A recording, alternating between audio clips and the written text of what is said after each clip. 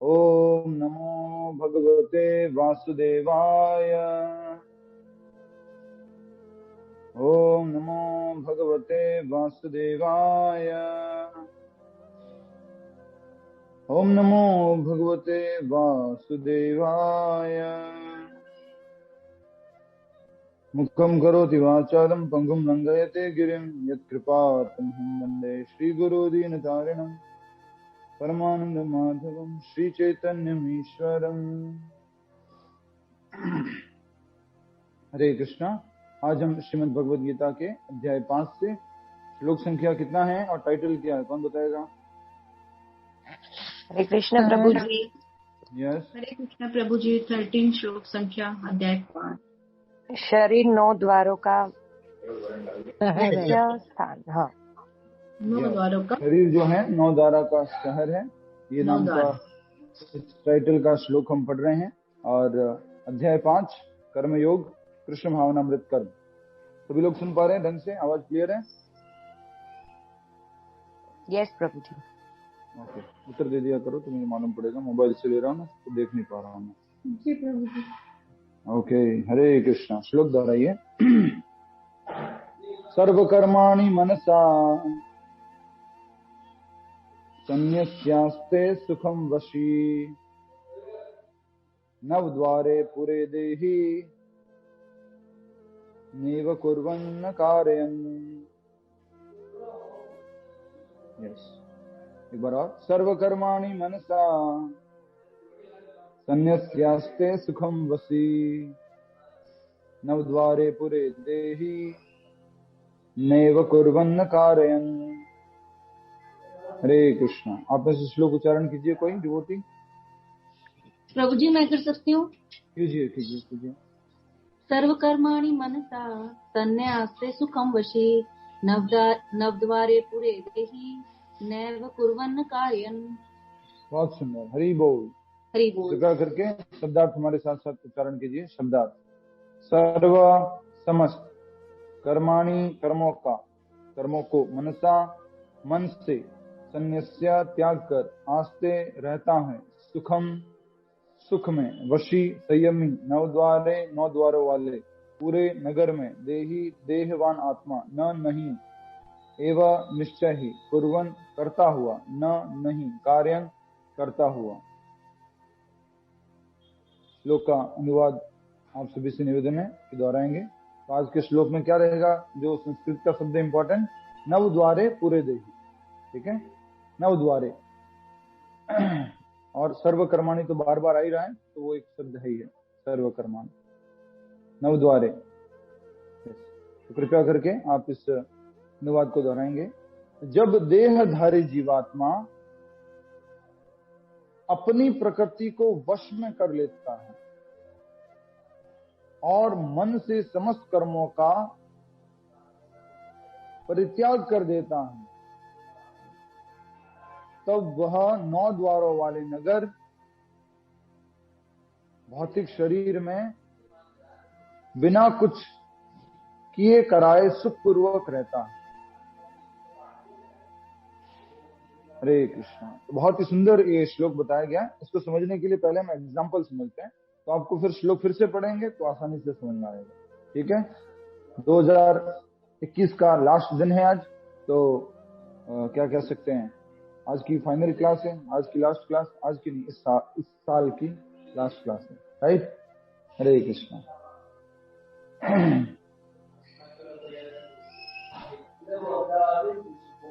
एक बार ट्रेन के अंदर, मान लीजिए आप सब लोग ट्रेन में जा रहे हैं और आप ही सब लोग जा रहे हैं, आप सब एक एक इंडिविजुअली ट्रेन के अंदर ट्रैवल कर रहे हैं और ट्रेन में जा रहे हैं और ट्रेन में देख पा रहे हैं कि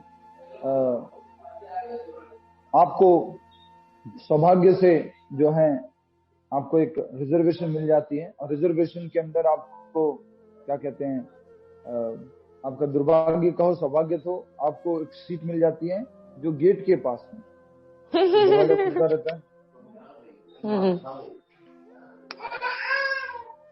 अंकिता माता जी हरे कृष्णा। तो हरे कृष्ण प्रभु जी, सॉरी वो अनम्यूट हो गया। कोई बात नहीं, बस बस बस नेक्स्ट चलते रहते। हरे कृष्णा। तो दरवाजे के पास में जो है सीट मिल जाती है। तो क्या आती रहती है दरवाजे के पास में? ट्रेन में बैठेंगे तो पास में क्या होता है? Toilets, right? टॉयलेट होंगे पास में, दरवाजा बार बार खुलेगा, डिस्टरबेंस होगा और स्मेल आती रहेगी। इस प्रकार से आपको थोड़ा अनकंफर्ट सा होगा। फिर अचानक से कोई आ जाएगा, भेलपूरी ले लो, भेलपूरी ले लो, तो उसमें कुछ स्मेल आ रही होगी। आपको लहसुन प्याज बिल्कुल पसंद नहीं है क्योंकि आप डिवोटी बन चुके हो, तो उसकी जो स्मेल भी है वो आपको पूरा बदबूदार लगती है। तो आप जो है बस क्या करूं मैं, जैसे तैसे करके टॉलरेट कर रहे हैं। मान लीजिए आपको अच्छी जगह सीट मिल गई, बीच में सीट मिल गई, और बीच में मिलने के बाद भी क्या होता है कि ऐसे साथ में लोग आ जाते हैं आपके पास वाली सीट पे या सामने वाली सीट पे। ऐसे लोग आ जाते हैं जो बहुत जोर जोर से लाउड म्यूजिक चला रहे हैं, या कुछ बातें कर रहे हैं, या कुछ क्या कह सकते हैं, मूवीज का सॉन्ग चला रखे हैं। तो इस प्रकार से आप डिस्टर्ब होते रहते हैं। तो इस संसार में इस प्रकार की प्रॉब्लम्स हर किसी को आती है। तो कोई बताइए आप में से, ट्रेन में आप में से इस तरह की प्रॉब्लम फेस की आपने? ट्रेन में, फ्लाइट में, कार, कहीं पर भी। फ्लाइट में भी मान लीजिए आप फ्लाइट में जा रहे हैं और पास वाले व्यक्ति ने नॉनवेज ले लिया, अब क्या करें? कुछ ऑप्शन ही नहीं है। इंटरनेशनल फ्लाइट है, आपने फ्लाइट ले रखी है और पास वाले व्यक्ति नॉनवेज खा रहा है। तो ये सब हाँ फेस प्रभु किया जी, आपने? सब हो, हाँ सब किए। तो क्या आप जिंदगी भर के लिए उस स्थिति को जीवन में बिठा के रख लेते हैं? मेरे पास में क्यों नॉनवेज वाला आया था, क्या करूंगी मैं, अब क्या होगा मेरा, पूरी जिंदगी खराब हो गई मेरी। ऐसा होता है क्या? नहीं प्रभु नहीं जी। होता ना।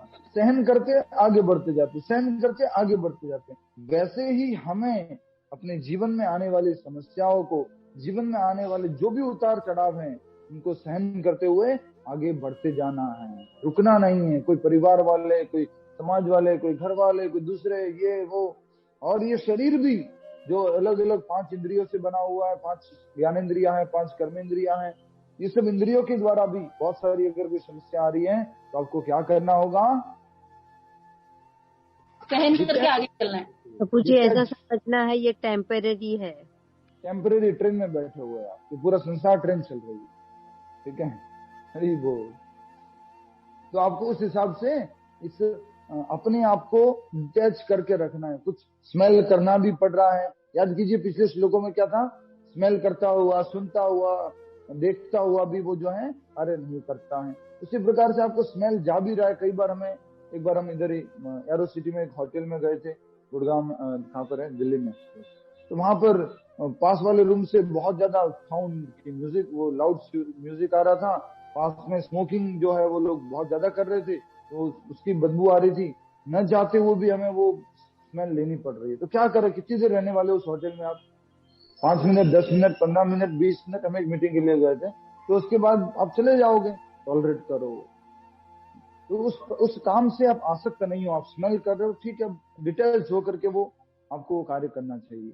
इस बात से आप समझिएगा। अब आपको श्लोक सही समझ में आएगा। अभी भी आवाज लो है क्या? मैं तो जोर जोर से बोल रहा हूँ। आवाज ठीक है ना? कोई डिस्टरबेंस नहीं है, कुछ भी नहीं है? नहीं, अच्छी आवाज आ रही है। ठीक है। जब देहधारी जीवात्मा अपनी प्रकृति को वश में कर लेता, अपनी प्रकृति को वश में करना मतलब नेचर, हमारा नेचर क्या है, हमारी प्रकृति क्या है, उस प्रकृति को, हमारे नेचर को अगर वश में कर लेता है और मन से समस्त कर्मों का परित्याग कर देता है। मन से समस्त कर्मों का परित्याग करने का मतलब क्या है? मिलता पटेल माता जी। यस, माइक अनम्यूट करके बोलिए। प्रभु जी हरे कृष्ण। मन में जो मतलब ये आपने स्मेल का बताया वो सब टॉलरेट करने का तो मन में ही हुआ ना, वो सब तो हम सहन करते हैं। तो वो मन में त्याग करने के लिए बोला यहाँ पर। मन में समस्त कर्मों को का परित्याग कर देता है। कई बार सुना है ना आपने कि हम तो अंदर से भक्ति करते हैं, मन में भगवान है, बाहर क्यों दिखाने की जरूरत है? ये सब बात सुनी है। तो वास्तव में ये सही बात है, ऊपर लेवल की, हायर लेवल की बात है। लेकिन मन में जो है समस्त कर्मों का परित्याग करने से मतलब है उस कर्मों के प्रति आसक्ति को आपने क्या कर दिया है? त्याग कर दिया है। आप कैसे कर रहे हैं? एज ए जस्ट आपको एक ड्यूटी मिली है, एक कर्तव्य मिला है, वो कर्तव्य भाव से आप कर रहे हैं। कल का श्लोक हमने जो देखा था, युक्त अयुक्त। युक्त तो है भगवान की सेवा में, काम तो कर रहा है, हाथ पैर सब कुछ चला रहा है, लेकिन कैसे चला रहा है? भगवान की प्रसन्नता के लिए चला रहा है। सारे काम जो है भगवान के लिए कर रहा है, राइट? नेक्स्ट, सर भगवान ने कर्तव्य दिया है वो समझ के हम कर रहे हैं। कर्तव्य समझ के कर रहा हूँ। नेक्स्ट। अच्छा। अब देखिए आगे क्या लिखा है, जो आसक्ति है उसको त्याग देता है, तब वह 9 द्वारे वाले नगर में, इस शरीर में कितने द्वार हैं? 9 द्वार हैं। और मैं बिना कुछ किए कराए सुखपूर्वक रहता हूँ। बिना डिस्टर्ब हुए वो कैसे रहता है? सुखपूर्वक। दरवाजों से आवाजें आएगी, दरवाजों से कुछ दिखने के लिए भी ऊपर नीचे वाली चीजें, अनचाही चीजें भी देखनी पड़ेगी, कुछ आंखों में भी ऐसी आवाज आएगी जो नहीं चाहिए, पैरों के माध्यम से कहीं ऐसी जगह चल दिए, हाथों से कुछ हो गया, इन सब से वो कैसे बिना कुछ कराए सुखपूर्वक रहता है। अर्थात कि जब अपने कर्म को भगवान को अर्पण कर देता है, अनासक्त होकर के जब वो कर्म करता है तो सुखपूर्वक रहता है। 9 द्वार वाले शरीर में 9 द्वार कौन कौन से, कौन बताएगा? प्रभु जी मैं बताऊं? प्रभु जी, 2 आंखें, 2 नथुने, 2 कान, 1 मुंह, गूदा तथा उपस्थ। यस, बिल्कुल सही। तो ये 9 शरीर जो है इसमें 9 छिद्र हैं। तो 2 आंखें हो गई, 2 नाक के छिद्र हो गए, 2 कान के छिद्र हो गए, टोटल कितने हो गए? कितने हो गए? 6। तो बता दो जी, इशारा करके बता दो कितने हो गए? हे प्रभु। 8वां कौन सा हो गया? मुंह, जो बहुत भोजन प्रसादी लेता रहता है अच्छे से। और 8वां कौन सा हो गया? हमारा जननेंद्रिय द्वार, मूत्र त्याग करने का द्वार। और 8वां कौन सा हो गया? मल त्याग करने का द्वार। तो ये शरीर में कितने द्वार, इस शहर में कितने द्वार है? 9 द्वार है। उस शहर में हम रहते हैं। एक तरफ से मान लीजिए कुछ दिखने की चीजें आ रही है, एक तरफ से सुनने की चीजें आ रही है, एक तरफ से कुछ खाने की चीजें आ रही है, उन सब से डिस्टर्ब नहीं होना है, ये कहा जा रहा है। इंद्रिया अपने इंद्रिय विषयों में लगी हुई है, वो जो है इन कर्मों के प्रति आसक्त नहीं रहता है। ठीक है, आइए तात्पर्य के माध्यम से समझते हैं इसको और अच्छे से। थोड़ा जल्दी जल्दी कर रहे हैं क्योंकि अभी तक खड़े रह के आराम से क्लास ले सकते हैं, नहीं तो गाड़ी में बैठ के भागना पड़ेगा। हरे कृष्णा। देहधारी जीवात्मा 9 द्वारों वाले नगर में वास करता है। कौन वास करता है इसके अंदर 9 द्वारों वाले नगर में? रंजन वैसे मत जीवात्मा। यस माता जी, माइक अनम्यूट करके बोलिए। हाँ। हरे कृष्ण प्रभु जी। मनुष्य 9 द्वार वाले किसमें वास करता है? शरीर में। तो मनुष्य कैसे वास करता है? देहधारी जीवात्मा। देहधारी मनुष्य। जीवात्मा। देहधारी मनुष्य, सब गड़बड़ चल रहा है। आत्मा प्रभु जी, आत्मा। जीवात्मा। देहधारी जीवात्मा। सिंपल है ना, इस शरीर को बोला गया शहर। बस बस बस, जीवात्मा। हाँ हाँ बिल्कुल सही आता है, सबको सही आता है। हरे कृष्ण। तो ये शरीर को माता जी बोला गया 9 द्वार वाला शहर, समझ आ गया? और इसके अंदर कौन है? हम कौन? आत्मा इस शरीर के अंदर रहते। 9 द्वार है इस शरीर के अंदर। 9 द्वार कौन से? 2-4 इशारा करके बता दीजिए माता जी। और ठीक है, समझ में आ गया। तो ये 9 द्वार वाला शरीर है और इस शरीर के अंदर हम जीवात्मा रहते हैं। कितना क्लियर अंडरस्टैंडिंग मिल रहा है, सोचिए। इस तरह की क्लियर अंडरस्टैंडिंग होगी तो हम कभी भी कर्मों से आसक्ति में नहीं फंसेंगे। अब देखिए क्या कहा गया है। एक और बात मुझे बतानी है, अगर आप मुझे याद दिलाएंगे तो बताऊंगा। मैं राजा की स्टोरी बतानी है, बहुत दिन हो गए ना, स्टोरी के लिए मुझे याद दिला दीजिएगा। देहधारी जीवात्मा 9 द्वारे वाले नगर में वास करता है। शरीर अथवा नगर रूपी शरीर के कार्य प्राकृतिक गुणों द्वारा स्वतः संपन्न होते हैं। प्राकृतिक गुणों द्वारा मतलब जो हमारा प्रकृति है, सत्वगुण, रजोगुण, तमोगुण, तीन गुण होते हैं ना, सात्विक, राजसिक, तामसिक। उसके अनुसार जो हमारा प्रकृति है, जैसे कई बार बोलते हैं ना, हिंदी में बोलते हैं आई थिंक तासीर बोलते हैं, क्या बोलते हैं? तासीर बोलते हैं ना। इसकी तासीर गर्म है, इसकी तासीर ठंडी है। तो उसी प्रकार से हमारा शरीर में भी जो तीनों गुणों का प्रभाव है, सत्वगुण, रजोगुण, तमोगुण, वो ऐसी हमारी क्या बन जाती है? प्रकृति बन जाती है। नेक्स्ट। शरीर की परिस्थितियों के अनुसार रहते हुए भी जीव इच्छा अनुसार इन परिस्थितियों के परे भी हो सकता है। तो यहाँ पर एक बहुत क्या कह सकते हैं, इंस्पिरेशनल, पॉजिटिव, होप वाली चीज बताई गई है। इस 9 द्वारों वाले शरीर में रहते हुए भी जीवात्मा जो कि प्रकृति के द्वारा पकड़ा हुआ है, जकड़ा हुआ है, वो इस प्रकृति के गुणों से बाहर, इशारा कीजिए, बाहर निकल सकता है, इस भौतिक बंधन से छूट सकता है। यही बात कही गई है। शरीर की परिस्थितियों के अनुसार रहते हुए भी जीव इच्छा अनुसार इन परिस्थितियों से परे भी हो सकता है। नेक्स्ट, अपनी परा प्रकृति को विस्मृत करने के ही कारण वह अपने को शरीर समझ बैठता है। परा प्रकृति क्या है, कौन बताएगा? जीव अपनी परा प्रकृति को विस्मृत करने के कारण ही प्रभु जी आध्यात्मिक स्वभाव उसका, यस, हमारी आध्यात्मिक प्रकृति, हम आध्यात्मिक हैं, हम ये शरीर नहीं है, हम भगवान के अंश हैं। इस बात की विस्मृति, म्यूट कर लीजिए प्लीज। हाँ, अपनी परा प्रकृति को विस्मृत करने के ही कारण, परा प्रकृति मतलब आध्यात्मिक प्रकृति, मैं भगवान का अंश हूँ, मैं भगवान का नित्य दास हूँ, इस प्रकृति को भूलने के कारण ही, विस्मृत करने के कारण ही वह अपने को शरीर समझ बैठता है और इसलिए कष्ट पाता है। अगर हम अपने आप को शरीर नहीं मानेंगे तो कष्ट पाएंगे क्या? हमारा वो कनेक्शन ही टूट जाएगा, कष्ट ही टूट जाएगा। जैसे याद कीजिए, जैसे कई बार लोग ड्रिंक करते हैं तो क्या हो जाता है, वो कनेक्शन टूट जाता है, माइंड का, सेंसेस का कनेक्शन टूट जाता है। तो पहले तो अरे अपन इधर का, ये मालूम है कौन है तेरे को, ये वो कुछ बोलना शुरू कर देता है, राइट? किसी से भी लड़ना शुरू कर देता है। क्यों? कनेक्शन टूट चुका है, भूल चुका है वो क्या है, कैसे है, कुछ खत्म हो चुका है। वैसे ही जब हम इस आत्मा स्तर पर, आध्यात्मिक स्तर पर जब हम समझेंगे कि मैं शरीर नहीं हूं, मैं आत्मा हूं, तो क्या होगा? हमें शरीर की चीजें प्रभावित नहीं करेगी। सर्दी, गर्मी, सुख, दुख, भोजन, भूख, प्यास, ये सभी सारी चीजें डिस्टर्ब नहीं करेगी।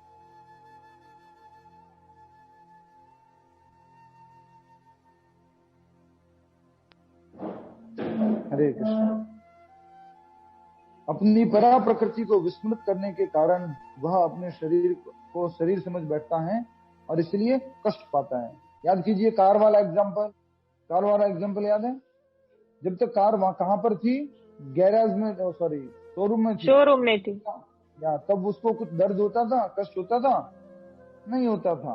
और जैसे ही उसने अपना मान लिया उस शरीर को, उस कार को, तब वो उसके स्क्रैच आता है, कुछ ग्लास वगैरह टूटता है तो उसको दर्द होता है, उसको प्रॉब्लम नहीं होती। याद कीजिए वो एग्जाम्पल 5 घोड़ों वाला रथ, उसमें आत्मा जब तक आई नहीं थी तब तक उससे कोई उसको आसक्ति कुछ नहीं था, तब वो जो है खुश थी। जैसे इसको अपना समझ लिया, इस शरीर को अपना समझ लिया, इस शरीर रूपी रथ को अपना समझ लिया, तो उसको जो है एंजाइटी होने लग गई, चिंता होने लग गई, डिस्टर्ब होने लग गया।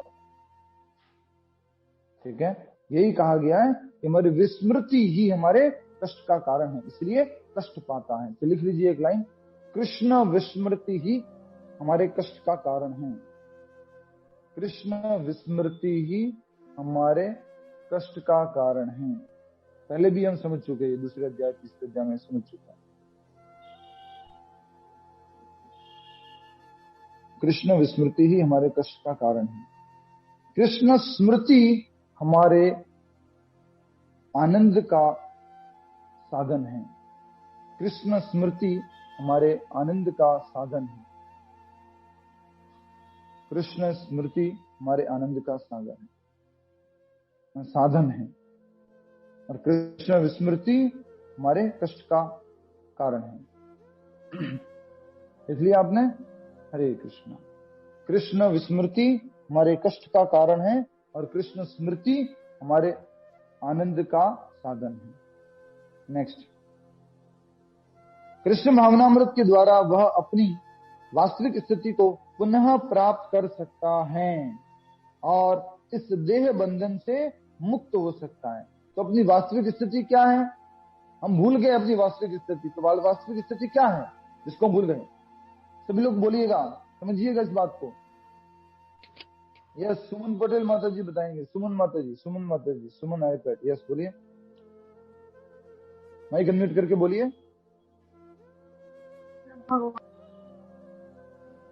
हम भगवान से विस्मृत हो गए हैं, अलग हो गए हैं। हमारी वास्तविक स्थिति क्या, हम ये पूछ रहे हैं। मैं बताऊं? हाँ, ध्यान है आपका। भगवान में विश्वास रखना, कृष्ण भावनामृत होना। हमारी वास्तविक स्थिति है कि मैं भगवान का अंश हूँ, भगवान से जुड़ा हुआ और भगवान का दास हूँ। ये हमारी वास्तविक स्थिति है। मैं आत्मा हूँ, मैं ये शरीर नहीं हूँ। ये हमारी वास्तविक स्थिति है। वो हमारी वास्तविक प्रकृति है जिसको हम भूल चुके हैं, और भूलने के कारण क्या पा रहे हैं? कष्ट पा रहे हैं। नेक्स्ट, कृष्ण भावनामृत के द्वारा वह अपनी वास्तविक स्थिति को पुनः प्राप्त कर सकता है। अपनी वास्तविक स्थिति जिसको हम भूल चुके हैं, अभी हम ये समझ बैठे हैं मैं मालिक हूँ, मैं स्त्री हूँ, मैं पुरुष हूँ, मैं माँ हूँ, मैं दादी हूँ, मैं ये हूँ, मैं वो सब जो है वो गलत है। जब हम वास्तव में अपनी स्मृति को वापस पालेंगे, अपनी मेमोरी को वापस पालेंगे। याद कीजिए रीनल पटेल माता जी एग्जाम्पल, कौन सा? एक रिच बाप का लड़का अपना घर छोड़ के आ जाता है और वो भूल जाता है अपने माँ बाप को, फिर क्या पाता है? याद कीजिए क्या पाता है? बोलिए बोलिए। दुख पाता है, चांदी चौक, दुख पाता है, कष्ट पाता है। यस, तो उस कष्टों से मुक्ति कैसे होगी? जब उसकी स्मृति वापस आएगी। उसको स्मृति याद कौन दिलाता है? उसको दोबारा याद कौन दिलाता है? ये सब भगवान के शुद्ध भक्त, कृष्ण भक्त याद दिलाते हैं उनको। प्रभु जी आप म्यूट पे हैं। यस, तो कोई कृष्ण भावना भावित प्योर भक्त जो है, शुद्ध भक्त जो है, वही हमें इस समस्याओं से मुक्ति दिला सकते हैं। इस विस्मृति को जो हम भूल चुके हैं, भगवान को पुनः हमें याद करा सकते हैं।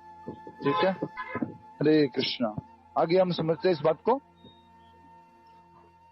रोक देना, आगे मैं आ जाऊंगा 15 मिनट में। 15 मिनट में आ जाएगा। ठीक है, मैं इधर ही बैठता हूँ।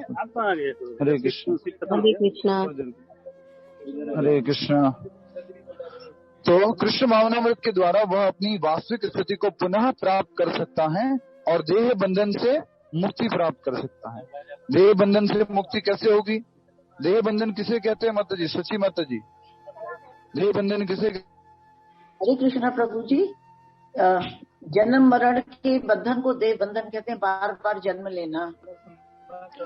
ये आत्मा के ऊपर जो बंधन है इसको देह बंधन कहते हैं। हमने शरीर धारण कर रखा है, इसको देह बंधन कहते हैं।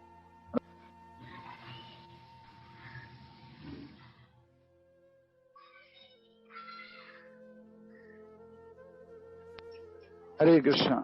तो ये शरीर जो हमने आत्मा ने धारण कर रखा है, ये हमारा बंधन है। इस बंधन से मुक्ति कैसे होगी? जब हम कृष्ण भावनामृत में स्थित होंगे, भगवान का नाम जप करेंगे, कीर्तन करेंगे और भगवान को अर्पण करके प्रसाद पाएंगे। इस प्रकार से हम इस बंधन से मुक्त हो पाएंगे, देह बंधन से। आगे देखिए क्या कहा जा रहा है।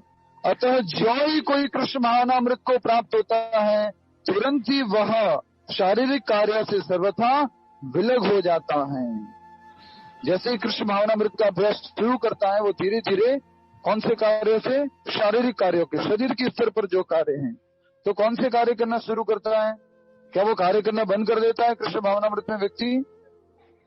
नहीं, भगवान से जोड़कर भगवान की सेवा करता है, कार्य सारे करता है वो, लेकिन कृष्ण भावनामृत में करता है। भगवान को केंद्र बिंदु में रख के करता है, भगवान को केंद्र में रख के करता है।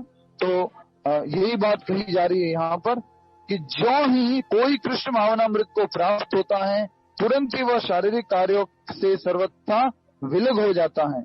ऐसे संयमित जीवन में जिसमें उसकी कार्य प्रणाली में परिवर्तन आ जाता है, वह 9 द्वारों वाले नगर में सुखपूर्वक निवास करता है।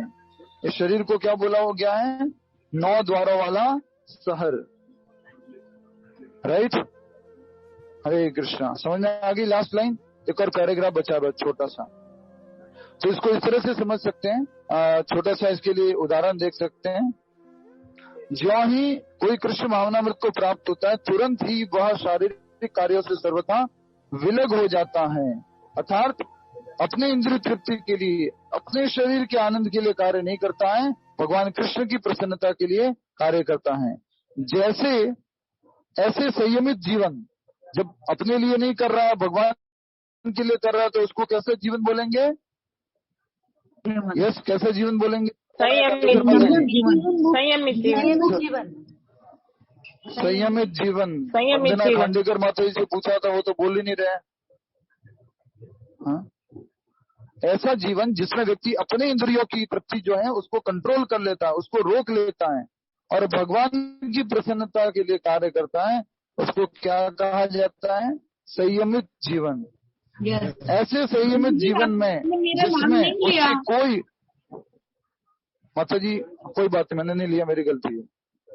ऐसे संयमित जीवन में जिसमें उसकी कार्य प्रणाली में परिवर्तन आ जाता है, वह 9 द्वारों वाले नगर में सुखपूर्वक निवास करता है। ये शरीर है, 9 द्वारों का जो 9 द्वारों का ये शहर है, इसमें रहते हुए भी आत्मा कैसे रह सकती है?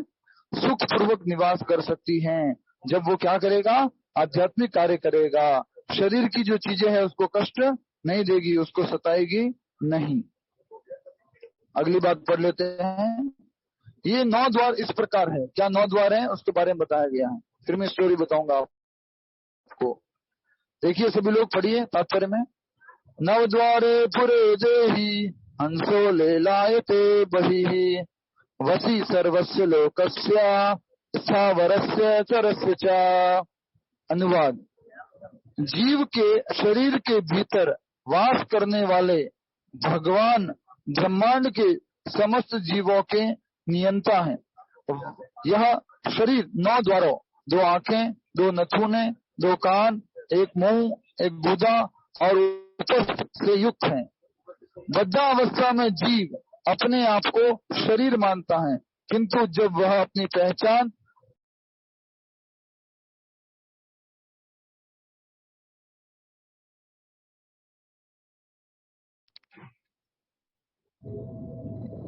हरे कृष्ण कृष्ण कृष्ण हरे हरे, हरे राम राम। तो लास्ट में कहा जा रहा है, बद्धावस्था में जीव अपने आप को शरीर मानता है, किंतु जब वह अपनी पहचान अपने अंतर के भगवान से करता है तो वह शरीर में रहते हुए भी भगवान की भांति मुक्त होता है। श्वेताश्वतर उपनिषद में ये कहा गया है, जो श्लोक था ऊपर वाला। अतः कृष्ण भावना भावित व्यक्ति शरीर के बाह्य तथा आंतरिक दोनों कर्म से मुक्त रहता है। बाह्य कर्म क्या बताइए? शरीर के बाह्य कर्म और आंतरिक कर्म। शरीर के बाह्य कर्म और आंतरिक कर्म। हरे कृष्ण प्रभु जी। हाँ, अब आएगी आवाज। शरीर के बाह्य कर्म क्या और आंतरिक कर्म क्या, बताइए। प्रभु जी, बाह्य कर्म मतलब हम जो बाहर मतलब सब कर्म करते हैं, वो क्रिया करते हैं, वो प्रभु जी जो सकाम कर्म हम जो शरीर के द्वारा भौतिक। बताइए और बताइए, बाह्य कर्म क्या, आंतरिक कर्म क्या है? खाना पीना, देखना, सोना, उठना बैठना, ये बाह्य कर्म। और आत्मा के लिए जो कर्म करते हैं वो आंतरिक कर्म। अच्छा, एक एक जना उत्तर दीजिए, एक एक बार बार उत्तर मत दीजिए। नेक्स्ट बताइए कोई। माला जप करना भगवान करना आंतरिक कर्म है। हाँ, नहीं, यहाँ हरे कृष्ण, थोड़ा सा समझने का प्रयास कीजिए। यहाँ कहा जा रहा है शरीर के बाह्य कर्म तथा आंतरिक दोनों कर्मों से मुक्त रहता है। तो बाह्य कर्म किसके हो गए? आंखों के, कान के, नाक के, हाथों के, पैर के, इनके बाह्य कर्म हो गए। आंतरिक कर्म किसका हो गया? मन का, बुद्धि का, अहंकार का, वो जो हो गए वो आंतरिक कर्म हो गए। तो इन दोनों कर्मों से वो मुक्त रहता है, इस शरीर में रहता हुआ भी। जब वो अपनी पहचान किससे करता है? जब वो अपनी पहचान किससे करता है शीतल माता जी? भगवान से प्रभु जी। भगवान कहाँ पर? आत्मा। आत्मा आत्मा में भगवान, हम श्री कृष्ण भगवान। मन में भगवान, मन थोड़ा सा सही बोलिए। लिखा हुआ है ना, अपनी मर्जी से क्यों बोल रहे हैं? जब वो अपनी पहचान, म्यूट कर लीजिए, जब वो अपनी पहचान शरीर से करता है तो कष्ट पाता है, लेकिन जब वो पहचान अपनी अपने शरीर के भीतर विराजमान परमात्मा से करता है तो वो क्या रहता है? मुक्त रहता है और कभी भी कर्म बंधन में नहीं फंसता है। रमेश दाता सिरवी जी समझ में आ रहा है? बस हरे कृष्ण। तो यही बताया जा रहा है आज के इस श्लोक में, और जो कहानी है उसको भी हम समझने का प्रयास करेंगे। अभी हम कहानी समझ ले पहले, क्या कहते हैं आप लोग? किसी को कोई समझने में तकलीफ है इसमें बोलिए, कुछ नहीं समझ में आया तो पूछिए, डरना मत। वो क्या कहते हैं, ये मत सोचना कि क्या पूछूं मैं, इसमें से पूछिए, जो लिखा हुआ उसमें से पूछिए। प्रभु जी, समझ में नहीं आया? हाँ यस, एक एक करके यस शीतल माता जी। आपने पूछा तो मैंने वही आंसर किया ना, भगवान से। हाँ भगवान से बिल्कुल सही उत्तर दिया है, उत्तर बिल्कुल गलत नहीं है, लेकिन स्पेसिफिकली जो है यहाँ पर क्या लिखा गया है? परमात्मा से, हमारे हृदय के अंदर विराजमान परमात्मा से जब हम अपना संबंध पुनर्स्थापित करते हैं। हरे कृष्णा प्रभु जी, हरे कृष्णा। हरे कृष्णा। यहाँ पर एक लाइन है, शरीर की परिस्थितियों के अनुसार रहते हुए भी जीव इच्छा अनुसार इन परिस्थितियों के परे भी हो सकता है। यस, क्या हुआ माता जी? बस ये लाइन वो समझ नहीं आ रहा, क्या परिस्थितियों में रहते हुए भी परिस्थितियों से परे रह सकता है। याद कीजिए एग्जाम्पल, पाकिस्तान आर्मी का और भारतीय आर्मी का एग्जाम्पल। पाकिस्तान आर्मी में रहते हुए भी कोई व्यक्ति, परिस्थितियां बहुत टाइट है, सभी ओर से उसको परेशान कर सकते हैं, सब तरह से उसके ऊपर नजरें रखी हुई है, लेकिन फिर भी वो क्या करता है? इंडियन आर्मी के लिए काम करता रहता है। समझ में आ रहा माता जी आपको? लक्ष्मी माता जी, शरीर के अंदर प्रकृति के तीनों के गुणों के अंदर हम फंसे हुए हैं, लेकिन फिर भी हम इनसे आध्यात्मिक कार्य कर सकते हैं इस शरीर से। जी प्रभु, तो ये बात समझाई जा रही है। ठीक है, नेक्स्ट। और कोई प्रश्न? हरे कृष्णा प्रभु जी। प्रभु जी, ये जो आंतरिक कर्म जो है वो आपने बताया मन बुद्धि अहंकार के कर्म है, तो इसका कोई एग्जाम्पल रहेगा? जी, मन में आपको सोचते हैं, ईर्ष्या करते हैं, द्वेष करते हैं, ये सब कहाँ पर होता है? ये मन में, मन विचार करते हैं, वो कहाँ होता है? आप डिसीजन लेते हैं, ये कहाँ होता है? आप अपने आप को आइडेंटिफाई करते हैं, वो कहाँ होता है? अहंकार में होता है। मिस आइडेंटिफिकेशन कहाँ होती है? अहंकार में होती है। ये सारे किसके कार्य हो गए? मन बुद्धि और अहंकार के। मन का कार्य विचार करना, द्वेष भावना रखना, ईर्ष्या भावना रखना। बुद्धि का कार्य क्या है? डिसीजन लेना। और क्या नाम है इसका, जो लास्ट वाला अहंकार है, उसका कार्य है आइडेंटिफिकेशन। मैं शरीर हूँ, मैं स्त्री हूँ, मैं पुरुष हूँ, इनके कार्य है। ये सारे कहाँ होते हैं? इन तीनों में होते हैं, आंतरिक कार्य और बाह्य कार्य। तो जो कृष्ण भावना भावित व्यक्ति हैं, जो ऐसी आत्मा है जो अपनी प्रकृति को वश में कर लेता है, अर्थात जो अपने जो क्या कह सकते हैं, बाय बर्थ हमारा जो नेचर है उसको कंट्रोल कर लेता है। मन से समस्त कर्मों का परित्याग कर देता है, वो कर्मों के प्रति किसी भी प्रकार की आसक्ति नहीं रखता। वह 9 द्वारों वाले नगर भौतिक शरीर में बिना कुछ किए कराए सुख पूर्वक रहता है। यस, हरे कृष्ण। नेक्स्ट कोई? हरे कृष्ण प्रभु जी। यस प्रभु जी, ये जो बाह्य कार्य हमने बोले हैं, वो there are nothing but our gyan indriya और कर्म इंद्रियां, राइट, जो काम उनसे हो सकते हैं। यस यस यस, बिल्कुल सही। ठीक है प्रभु जी, ये क्या है जी? समस्त जीवों के नियंता हैं। किसने पूछा ये प्रश्न? मैं संध्या बोल रही हूँ जी, संध्या ने पूछा है जी। जी माता, समस्त जीवों के, समस्त जीव मतलब क्या हुआ? प्रकृति के जितने भी हैं, हम लोग हैं। समस्त जीव बोलिए, समस्त जीव फटाफट बोलिए। जितने भी प्लांट हैं, सब आ जाते पशु पक्षी, सभी जानवर, सब आ गए इसमें। पशु पक्षी जीव प्राणी सब आ गए। अभी सभी जीवों के नियंता कौन है? भगवान। नियंता मतलब क्या होता है? नियंता मतलब क्या होता है? कंट्रोलर नहीं, यस, कंट्रोलर। संध्या माता जी, कंट्रोलर। ठीक है। तो भगवान सभी जीवों के नियंता है, भगवान कंट्रोलर है, कंट्रोलर। ठीक है, आगे समझ में? जी प्रभु जी, जी आगे। ठीक है, नेक्स्ट। और कोई? प्रभु जी, जीवात्मा को प्रकृति को वश Yes. में कर लेना ऐसा लिखा है, तो वो इतना आसान नहीं है ना, प्रकृति को वश में करना अपने। बिल्कुल भी आसान नहीं है। प्रकृति में वश करने से अर्थात है हमारा जो नेचर है उसको वश में करना, हमारा जो सत्वगुण, वही। रजोगुण, तमोगुण का हमारे ऊपर जो प्रभाव है उसके ऊपर नियंत्रण प्राप्त करके उन तीनों गुणों से ऊपर उठना, तो ये सरल नहीं है, इतना बिल्कुल भी सरल नहीं है। खास करके नेचर कब बाहर आता है मालूम है?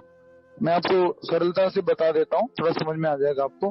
खास करके हमारा ये नेचर कब प्रकट होता है? जब हम अकेले में होते हैं, राइट? ये सर ना, पब्लिक में होते हैं तो थोड़ा इजी है कि यस मैं ऐसा हूँ, मैं सिंपल हूँ, मैं ऐसा हूँ, हम ट्राई कर लेते हैं अपने आप को नियंत्रण करने की।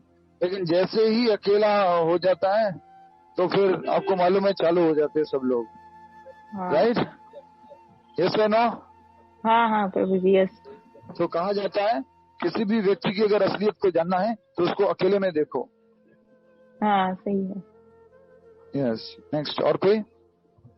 प्रभु जी, शरीर के जितने भी बाह्य कर्म हैं वो सारे आंतरिक कर्म से ही तो जुड़े हुए हैं, मतलब कि उन्हीं के कंट्रोल में है वो। कौन? कंट्रोल में तो है, लेकिन बाह्य कर्म मतलब इंद्रियों के कर्म। अब सबसे पहले मन नहीं देखता है, सबसे पहले आंखें देखती है। आंखें देख के अंदर संदेश भेजती है कि मैं, ये तुरंत इतना फास्ट प्रोसेस ही होता है। पहले मन तुरंत देखता है या मन आदेश देखता है? मन तो पर्टिकुलर समय पर आदेश देता है कि मुझे अभी ये देखना है, मुझे ये सुनना है। बट इन जनरल आपके कानों में आवाज पड़ रही है, इन जनरल आपकी आंखों में जो चित्र पड़ रहे हैं, आप जरूरी थोड़ा ना आप देखना चाहते हो उन सबको, राइट? Yes, next. और कोई? प्रभु जी, आप राजा वाली स्टोरी सुनाएंगे ना? यस, स्टोरी बता देते हैं। और हम पहुंच रहे जामवंत गुफा, जामवंत गुफा में पहुंच रहे अभी। हरि बोल, हरे कृष्णा। आप सभी को गुफा में लेके चले, क्लास वहीं से ले लेंगे। हाँ वहाँ ले जाना प्रभु जी। हरि बोल। इंग्लिश में एक बार पढ़ लेते हैं उसका अनुवाद। When the embodied living and being control his nature and mentally renounces all actions, he resides happily in the city of 9 gates, the material body, neither working nor causing work to be done. ठीक है? हरे कृष्णा। आइए हम इस story को समझ लेते हैं, 9 द्वारों वाले शरीर के बारे में। एक बार एक राजा थे, वो किसी महान व्यक्ति साधु संत से कथा सुन रहे थे, प्रवचन सुन रहे थे, और प्रवचन सुनते सुनते बहुत अधिक सुन लिया उन्होंने। उसके बाद उस राजा ने प्रश्न पूछा, महाराज मुझे शरीर से बहुत आसक्ति है, मैं शरीर के प्रति आसक्ति को त्याग नहीं कर पा रहा हूँ, मैं बहुत ज्यादा आसक्त हूँ। हाँ, मुझे क्या कह सकते हैं, इतनी ज्यादा आसक्ति है, मैं क्या करूं? ऐसे करके प्रश्न पूछता है। इसी प्रकार से स्टोरी आगे बढ़ेगी, मैं समझाऊंगा आपको। श्यामा सिंगल जी, आपका माइक बार ऑन हो रहा है, मैंने अभी म्यूट किया तो फिर ऑन हो गया, म्यूट कर दीजिए। Shyama Singhal ji, yes, thank you.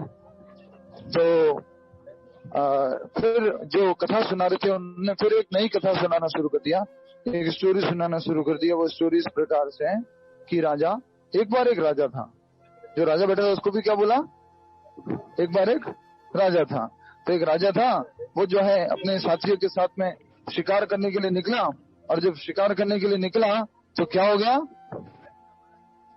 रास्ते में खो गए, सब लोग उधर उधर चले गए, उनके साथी, उनके सिपाही सब अलग अलग हो गए। अब राजा अकेले पड़ गए, और राजा जब अकेले पड़ गए तो वहां पर शाम हो गई। और शाम हो गई तो क्या आने लग गई? बोलिए, क्या आने लग गई जंगल के अंदर? आवाज है। ये पहले भी सुना चुका हूँ मैं, ठीक है ना, याद होना चाहिए। तो अब डरावनी आवाजें आने लग गई, और डरावनी आवाजें सुनने के कारण राजा ढूंढने लग गया कि मैं क्या करूं, कहाँ जाऊं। तो उसने सोचा कि कहीं मैं जगह ढूंढता हूँ, वहां जाके आज की रात निकाल सकता हूँ, फिर कल सुबह मैं अपने महल के लिए जाऊंगा। तब वो राजा जो है देखने के लिए आगे बढ़ता रहता है। पीछे उसको बहुत सारे जानवरों की आवाजें सुनाई देती रहती है। वो डर जाता है इस प्रकार से, और डरने के बाद जो है राजा दूर एक झोपड़ी देखता है, और उस झोपड़ी में एक छोटी सी लाइट जल रही होती है, एक रोशनी आ रही होती है। तो ये राजा किसकी तरफ बढ़ता है? उस झोपड़ी की तरफ बढ़ता है, और झोपड़ी की तरफ आगे बढ़ता है। पर जब लगभग वो 500 मीटर दूर खड़ा हुआ होता है तो उस झोपड़ी में से बहुत ज्यादा बदबू आ रही होती है। क्या आ रही होती है बोलिए? बदबू आ रही होती है। तो सोचता नहीं मैं इस झोपड़ी में नहीं जाऊंगा। इतने में तो फिर उसको आवाज सुनाई देती है जंगल के अंदर, हो शेर की आवाज, चीते की आवाज, ये सब सुनाई देती है। फिर वो डर जाता है, फिर झोपड़ी की तरफ आगे बढ़ता है। चले बदबू आ रही है लेकिन उसको वो सहन करता है, फिर आगे बढ़ता है और फिर वहां जाकर के देखता है कि उसके बाहर तो बहुत कुछ लटका हुआ है। उस झोपड़ी के बाहर चमड़ा लटक रहा है, कुछ अलग अलग तरह के बड़े बड़े दो चीजें लटक रही हैं, दो बड़े बड़े दरवाजे हैं, दो बड़े बड़े उसके अंदर क्या कह सकते हैं खिड़कियां हैं, दो बड़ी बड़ी उसके अंदर कुछ एग्जॉस्ट है। इस तरह से वो उसमें देख पा रहा है और इतना ज्यादा बदबू आ रही है उसके अंदर। अब वो क्या करे? तो राजा जो है सोचता मैं नहीं जाता हूँ। फिर क्या सुनाई देता है उसको? रात हो चुकी है, आवाजें सुनाई देती है, डरावनी आवाजें। फिर राजा जो है आगे बढ़ता है और आगे बढ़ता है तो फिर अंदर जाने की कोशिश करता है, पर इतनी ज्यादा बदबू आ रही होती है, इतनी ज्यादा बदबू आ रही होती है। राजा फिर सोचता है जाऊं नहीं जाऊं, जाऊं नहीं जाऊं। फिर उसको पीछे से क्या सुनाई देती है? इशारा करके बोलिए, क्या सुनाई? आया डरावनी आवाज है। तो फिर राजा को जाना ही पड़ता है और राजा जब जाता है अंदर तो देखता है कि अंदर एक उस झोपड़ी के अंदर एक सफेद वस्त्र पहने हुए, बिल्कुल भी प्योर, बिल्कुल भी गंदा नहीं है, कंटामिनेटेड नहीं है, ऐसा एक व्यक्ति उसके अंदर बैठा हुआ है। और वो उससे जाके पूछता है कि देखो भैया मुझे भी यहाँ पे एक रात रहने के लिए जगह दे दीजिए। तो एक रात रहने के लिए जब जगह मांगता बोल नहीं नहीं नहीं नहीं नहीं, मैं तुम्हें यहाँ पर ये जगह नहीं दे सकता। तो क्यों? बोले कि यहाँ पे जो भी एक रात रुकता है वो बोलता है अगले दिन से कि ये झोपड़ी मेरी है। क्या बोलता है? ये झोपड़ी मेरी है। तो वो राजा बोलता है कोई मूर्ख हूँ क्या, मैं पागल हूँ क्या तुम्हारे झोपड़ी को अपनी बोलूंगा? इतनी बदबूदार गंदी झोपड़ी, इसमें इतने सारे दरवाजे खिड़कियां है, होल से ये वो है, मैं पागल समझा क्या मैं इसको अपना बोलूंगा? तुम्हें कितना चाहिए होगा मेरे पास आ जाना कल महल में, बहुत कुछ मैं तुम्हें दे दूंगा। इसमें मत रहो, तुम अच्छी जगह रहो। इतने साफ सुथरे व्यक्ति हो, इतनी गंदी जगह पे क्यों रहते हो? तुम तो बिल्कुल पवित्र हो, इसके अंदर क्यों रहते हो? मुझे आज रुकने के लिए जगह दे दो। फिर से वो मना करता है अंदर झोपड़ी का मालिक, नहीं तुम अंदर नहीं रह सकते। इस प्रकार से वो क्या कहते हैं, वो आदमी फिर रिक्वेस्ट करता है, राजा रिक्वेस्ट करता है नहीं मुझे तो रहना ही है, बाहर जानवर है, मुझे मार डालेंगे, मुझे खा लेंगे, मुझे आज की रात यहाँ पे निकालनी है, बस आज के लिए मुझे जगह दे दो। बोले प्रॉमिस करो कि कल सुबह तुम ये नहीं बोलोगे कि झोपड़ी मेरी है। क्या मांगा उससे बोलिए? प्रॉमिस मांगा, प्रॉमिस करो कि कल सुबह तुम ये नहीं बोलोगे कि झोपड़ी मेरी है।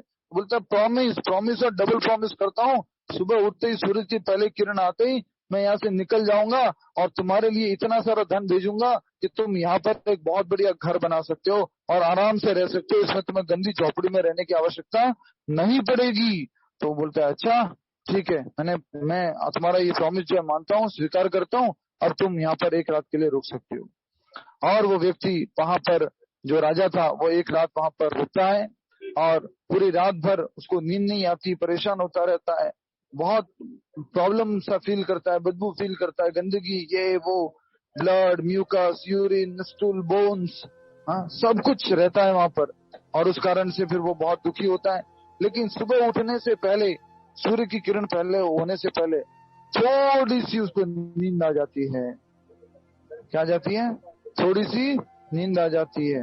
और थोड़ा सा उसको, जैसे ही सूर्य की पहली किरण होती है तो जैसे ही उठता है उसको बहुत अच्छा और रिफ्रेश फील होने लगता है, अच्छा लगने लगता है। इतना कष्ट के बाद, इतना कष्ट सहने के बाद थोड़ी नींद आ गई, अच्छा लग रहा है, थकान उतर गई, ऐसा उसको लग रहा है।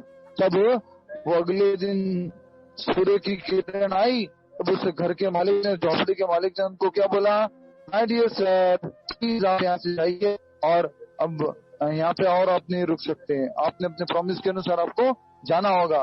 तब उस राजा ने क्या बोला? सोचिए, करोड़ों पति अरबों और संपत्ति का मालिक उस राजा ने क्या बोला? उस राजा ने, ये झोपड़ी मेरी है, मेरी। ये तो मेरी झोपड़ी है, मेरी मैं है, तो इसी में रहूंगा, वैसे कहने लग जाता है। तो वो जो सफेद कपड़ा में बैठा हुआ व्यक्ति जो बोलता है, जो झोपड़ी का मालिक था, नहीं तुम यहाँ नहीं रह सकते, तुमने प्रॉमिस किया था, तुम्हारा कोई अधिकार नहीं है झोपड़ी के अंदर, तुम जाओ यहाँ से। तो नहीं, मुझे तो इसी झोपड़ी में रहना है, तुम जाओ अपने महल में जाओ, उस महल में जहाँ पे सुख सुविधा है सब कुछ, वहां जाओ। नहीं, मुझे बाहर नहीं जाना है, मुझे तो यहीं रहना है, मुझे यहाँ अच्छा लग रहा है, मुझे भी रिफ्रेश फील हो रहा है, मेरी थकान दूर हो गई है, मैं यहीं रहना चाहता हूँ। ऐसा कि जब तो ये जो क्या कहते हैं जो व्यक्ति है शरीर के अंदर जो व्यक्ति, जो क्या बोलते हैं झोपड़ी के अंदर जो व्यक्ति था, वो जो है थोड़ा उसको डांटने की कोशिश करता है, लेकिन वो कुछ नहीं कर पाता, उसकी आसक्ति के कारण वो वहीं रहने लगता है। फिर राजा जो कथा सुन रहे थे, इस स्टोरी को सुन रहे थे, वो क्या बोलते हैं, अरे गुरुजी एक बात बताइए, स्वामी जी महाराज जी, ऐसा कौन मूर्ख राजा था जो झोपड़ी में अटक गया? हाँ, इतनी गंदी झोपड़ी, उस गंदी में रहने की इच्छा कैसे उसने डेवलप कर ली? उस गंदी झोपड़ी में क्यों रहना चाहता है वो? ऐसा करके जैसे उसने बोला, कौन था ऐसा राजा, बताओ मुझे उसके बारे में, इतनी गंदी झोपड़ी में रहने के लिए वो आसक्ति डेवलप कर रहा है। तो उन्होंने गुरुजी ने क्या बोला, उनके आचार्यों ने क्या बोला, बोलिए? कि वो राजा आप हो, कि वो राजा आप हो, तुम हो। यस, वो राजा तुम हो। तो राजा कौन? ये आत्मा इस शरीर से क्या हो चुकी है? आसक्ति हो चुकी है, आसक्ति आ चुकी है। ये मेरा शरीर है, यस, ये मेरा शरीर है। इस कारण से वो जो है राजा को जैसे बोला कि वो तुम हो, बोले मैं कैसे हूँ? बोले वो झोपड़ी जिसकी मैं बात कर रहा हूँ वो कौन सी है, बोलिए? शरीर है। और वो व्हाइट कलर का व्यक्ति कौन है, बोलिए? परमात्मा। परमात्मा। परमात्मा। और जो राजा है वो कौन है? आत्मा। आत्मा। हम सब लोग, इतना लंबा आत्मा। तो वो कौन है? हम आत्मा। और राजा कौन है? आत्मा। परमात्मा कौन है? वो व्यक्ति जो झोपड़ी का मालिक था, और जो क्या कह सकते हैं, वो झोपड़ी है, वो क्या है? शरीर है। और ये बाहर जो चमड़ा लटक रहा था, वो क्या चमड़ा झोपड़ी के बाहर लटक रहा था? ये चमड़ा जो है, राइट, ये शरीर, जो शरीर की स्किन है, जो उसमें 9 गेट थे, वो क्या थे? 9 द्वार वाला शरीर था। तो इस प्रकार से 9 द्वार में ये आत्मा जो है आसक्त हो जाती है, अटैच हो जाती है इससे। और इस आत्मा के अंदर जो भी है, इस आत्मा के अंदर जो भी क्या कहते हैं, आत्मा जब इस शरीर में ग्रहण करती है तो शरीर को क्या मान बैठती है, बोलिए? मेरा है, ये मेरा अपना मान बैठती है। एक बार थोड़ा सा सुकून मिल गया तो बोलती है नहीं मैं तो इधर ही रहूंगी। परमात्मा बोल रहे हैं, गाइड कर रहे हैं, नहीं तुम इधर से बाहर निकलो, अच्छी जगह जाओ, यहाँ क्या कर रहे हो? तो भी वो यहाँ से जाने के लिए तैयार नहीं हो जाता है, गंदगी में ही रहने के लिए वो कोशिश करता है, राइट। इस शरीर के अंदर ऐसा कहा गया है, शरीर के अंदर किसी भी तरह से आप स्पर्श करोगे शरीर के अंदर की तरफ, तो आप क्या हो जाओगे? अपवित्र हो जाओगे। शरीर के अंदर की कोई भी चीज को आप टच करोगे तो क्या हो जाओगे? अपवित्र हो जाओगे। सोचो, उसके लिए ऐसा कहा गया है, नहाना पड़ता है उसके बाद। और ये शरीर सोचिए, जिसको हम क्या मान बैठे हैं, मेरा है, मुझे इसके अंदर रहना है, इतना गंदगी से भरा हुआ है, हाँ, हड्डियां, ये वो। हरे कृष्णा।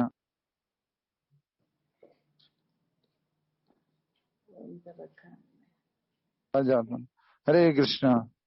ठीक है, जामन गुफा में पहुंच चुके हैं हम, जप कर रहे थे, और जप के बाद में फिर हम गुफा में आप लोगों को क्या कहते हैं, गुफा दिखा देंगे।